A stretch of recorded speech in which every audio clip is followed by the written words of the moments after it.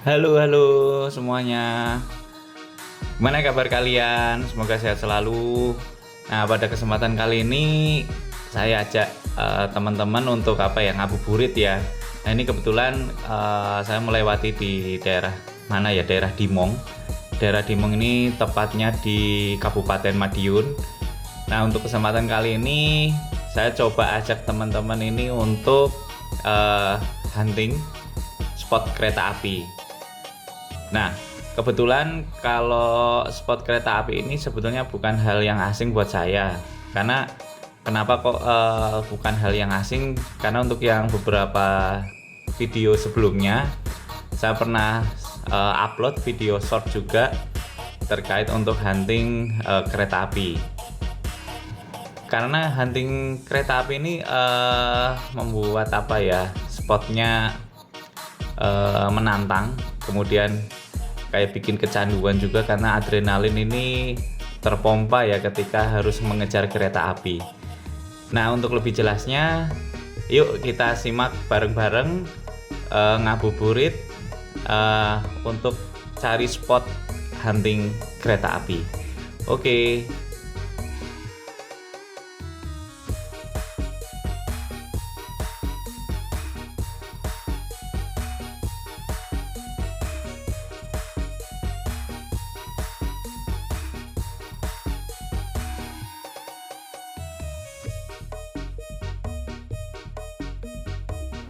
Nah, ini sekarang sudah sampai di lokasi.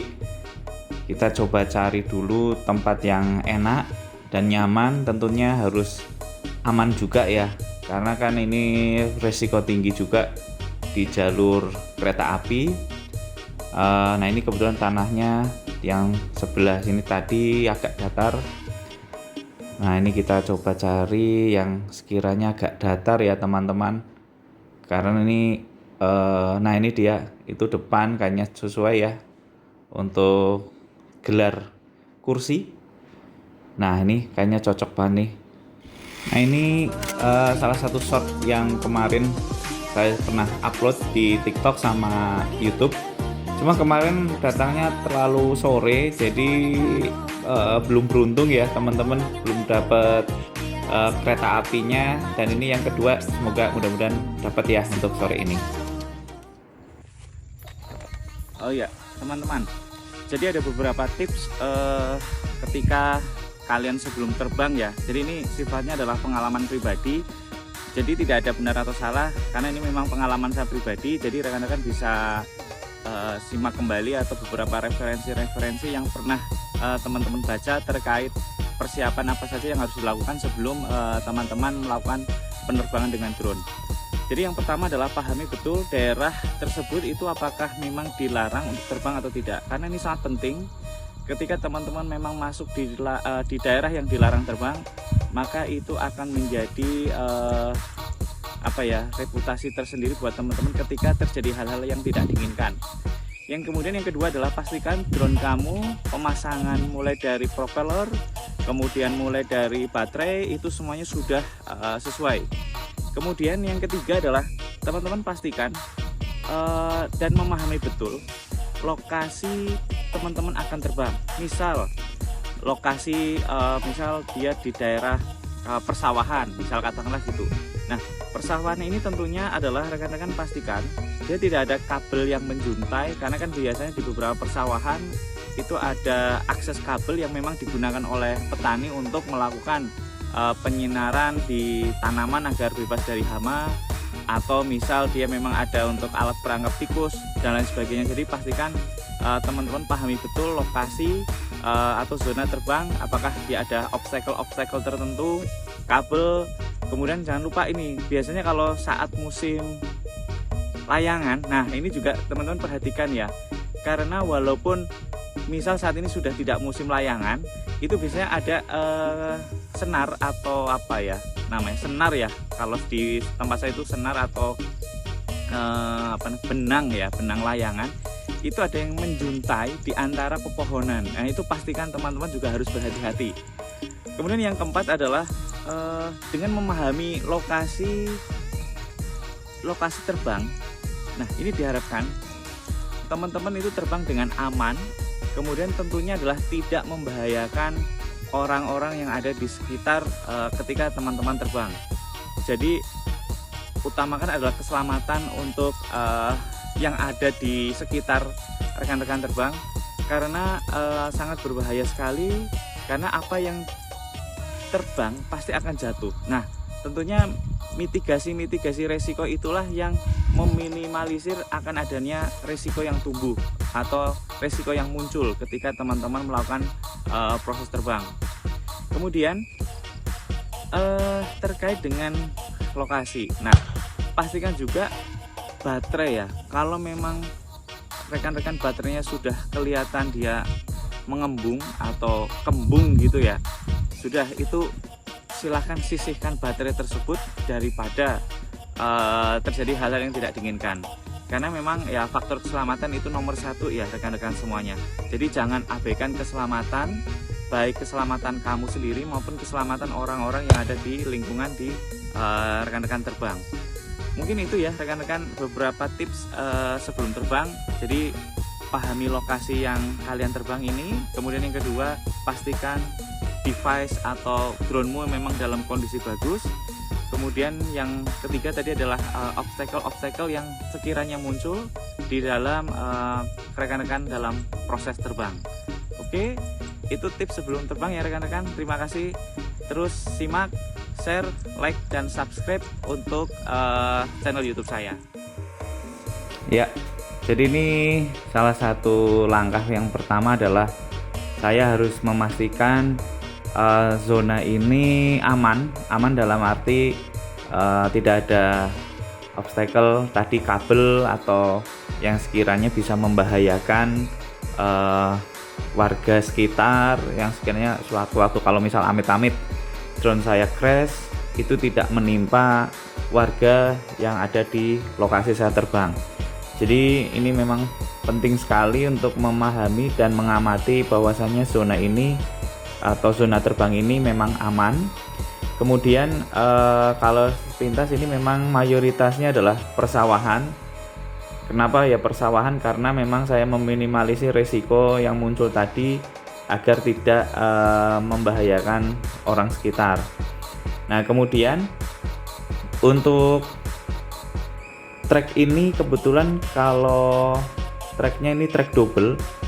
Mudah-mudahan kalau beruntung kita bisa melihat kereta api yang bersamaan atau berpapasan, jadi lebih seru tentunya, karena dengan kereta yang berpapasan ini memang momentumnya jarang sekali ya. Ya kita doakan mudah-mudahan dapat untuk spot tersebut. Nah ini mayoritas persawahan, jadi benar-benar hijau sawahnya. Dan kalau tadi saya amati untuk juntaian kabel itu ada di sisi pinggir rel. Nah itu yang di bagian bawah kelihatan ya untuk kabelnya. Nah ini kalau saya coba lebih merendah, jadi saya terbang rendah. Nah itu yang tadi saya bilang ada kabel petani biasanya digunakan untuk akses, misal untuk hama dan lain sebagainya, pencegahan hama atau untuk keperluan yang lain. Nah ini untuk dari double tracknya kita coba susur dulu apakah ada hal-hal yang membahayakan. Nah kita pastikan susur apakah aman tentunya nanti ketika kita harus kejar kereta api. Halo, selamat sore. Ini kita sambil ngabuburit ya. Kita sore ini akan coba hunting untuk kereta api. Kalau rekan-rekan lihat ini saya ada di sekitaran persawahan, karena memang saya nyari spot yang dia tidak ada obstacle, kabel dan lain sebagainya. Nah kemudian ini lebih tepatnya di daerah Kabupaten Madiun di Dimong. Jadi kalau rekan-rekan yang asli Madiun pasti paham daerah sini. Nah nanti rekan-rekan simak terus, karena saya akan coba menggunakan dua jenis drone. Nah salah satunya ini adalah drone DJI FPV. Kemudian satu lagi nanti akan saya coba dengan menggunakan DJI Avata Axis Flying 3,5 in. Jadi rekan-rekan simak terus channel saya sambil nunggu ngabuburit. Oke, sampai. Ya, ini pas dapat momentum saya gunakan DJI FPV terlebih dahulu ya teman-teman. Saya main aman dulu aja deh, jangan neko-neko. Nah ini saya coba kejar keretanya. Wah, keretanya kenceng banget ternyata. Waduh, bisa nggak ya? Kalaupun nggak bisa nggak apa-apa, sekiranya nanti teman-teman bisa bedakan antara DJI FPV sama DJI Avata ya. Nah ini wah ternyata nggak nutut. Oke, kita balik aja ya. Ya, kita balik dulu aja, across sedikit. Iya, sinyal sempat hilang. Nah ini oke, sinyal sempat hilang tadi ternyata. Kita kembali ya. Ya, ini untuk drone yang kedua, saya gunakan DJI Avata Access Flying yang sudah saya modifikasi. Jadi nanti teman-teman bisa cek di channel ini perbedaannya seperti apa. Jadi nanti saya akan coba editing hanya di gradasi warna saja, tanpa menambahkan editing yang secara berlebihan. Jadi nanti rekan-rekan bisa menyimak perbedaan antara DJI Avata dengan DJI FPV ya. Jadi terus simak channel saya, please subscribe, like, dan share untuk channel saya biar selalu eksis membahas terkait drone. Kemudian nanti ada beberapa spot yang sekiranya menarik pasti akan saya sampaikan ke rekan-rekan sekalian. Oke, tetap simak terus, jangan di skip, jangan dipercepat, terus simak channel saya di imam_dg. Ya, ini sekarang saya pakai DJI Avata Access Flying. Sepintas kalau saya rasakan sekarang, ini powernya kurang dibandingkan dengan tadi DJI FPV. Memang ini nggak apple to apple ya teman-teman. Nah ini sebagai gambaran aja sih, gambaran kalau antara DJI FPV dengan DJI Avata Access Flying, ya ini kurang lebih seperti ini. Jadi ketika saya kejar masih nggak ngatasin lah ibaratnya gitu. Nah ini semakin jauh ternyata keretanya. Oke, dan ini ya terlihat sekali ya untuk powernya. Oke, saya kembali ya teman-teman. Saya rasa cukup antara perbandingan DJI FPV dengan DJI Avata. Oke. Baik, saya ucapkan terima kasih buat teman-teman yang sudah menyimak dari awal sampai dengan akhir. Mohon maaf bila mana ada tutur kata yang salah atau hilafnya, mohon dimaafkan. Jangan lupa subscribe channel saya. Sampai ketemu di edisi berikutnya. Terima kasih.